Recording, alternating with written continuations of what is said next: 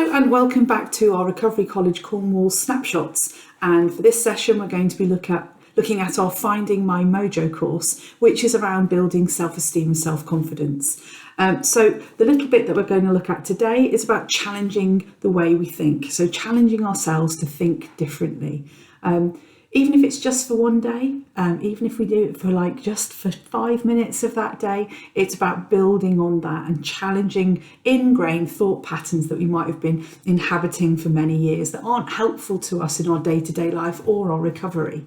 So some of the ways that you can challenge yourself to think differently is to listen to that voice, listen to that critical voice in your head and think, is it telling the truth? Is that fact or is that fiction? You know, is that real or is that just the opinion of that critical voice in my head? So challenging that, it's taking a step back and thinking, hold on, is that the truth? Or are you just saying that because I feel quite low at the moment? Another way is, am I focusing on the negative? Is there a different way I can look at this? Can I reframe my thinking?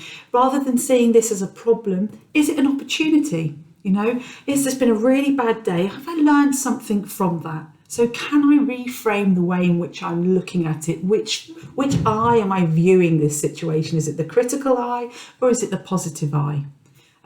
Comparing. Am I comparing myself to somebody when the reality, it's the same as comparing a banana to an onion? You know, the two things are not comparable. Or can I actually say, today I'm doing the best that I can, and that's okay. Another way is, what do friends say to me in this situation? What would I say to a friend in this situation if I was saying these things out loud? What would a friend say to me? If I heard my friend saying these things out loud, what would I say to them? You know, can I turn that compassion, that kindness and that care on myself? Can I be my own best friend? Can I challenge that and say, you know, that's not true and I'm not having that? So really think about, can you turn that compassion, that light and that care onto you instead? So it's about finding the courage to take a step outside of your comfort zone. And that's difficult. Any kind of change is going to be tricky. So do it slowly, do it carefully and do it what you're comfortable with. Nobody's expecting you to decide to take up running one day and be running a marathon by the end of the week, because long-term lasting change takes time. And doing it slowly is the way to move forward. And sometimes you'll take a couple of steps back, but keep on moving forward, taking stock, taking a step back, taking a breath. So visualize yourself confidently engaging in something that you really want to do, want to achieve, you know, seeing yourself smiling, how you're going to feel, how it's going to look, you know, but all in a really positive way. It's safe, it's good, it's what you want to do, it's going to be great. Take notice of your body language. Is it all closed? Are you telling your brain that you're anxious and worried? Or can you take a seat back and just relax, you know? Open your hands up, open your shoulders, have them go back, open your lungs, and you're telling your brain that everything's okay and you're fine and it's a good situation and I can breathe. So another way is valuing yourself and your personal boundaries. You know, if somebody asks you to do something for them, whereas you might have always said, yes, of course, and actually you know that you can't do it, you haven't got the time to do it, but you don't want to let them down because you think they might not like you, they might not ever ask you again. So you say yes to everything, knowing that you can't do everything because nobody can. And actually by putting down personal boundaries and saying, oh, thank you for asking me, I can do this at this time for this length of time. You know, well, I can't do that today, but do ask me again.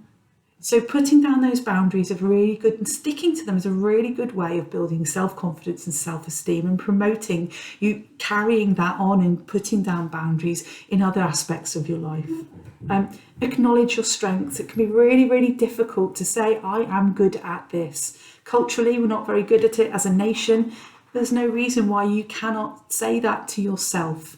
I am good at this. I did well today because of this. You know, start making a list. You might add 1 or 2 a week. You might add 1 a day, but start making that list, putting down what you're good at and why, and put down a situation in when you've been excellent, you know, and use those skills and strengths and attributes.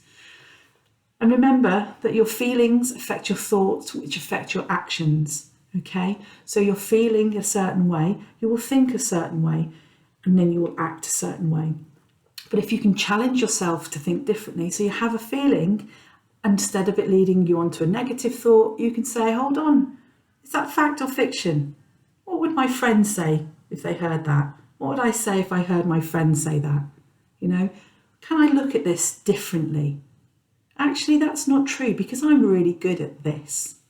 So remember that your feelings, thoughts, and actions are all interconnected. And if you can disrupt and challenge those unhelpful ways of thinking, then you can change the way that you act. You can change the way that you feel, even if it's only in a really small, tiny way.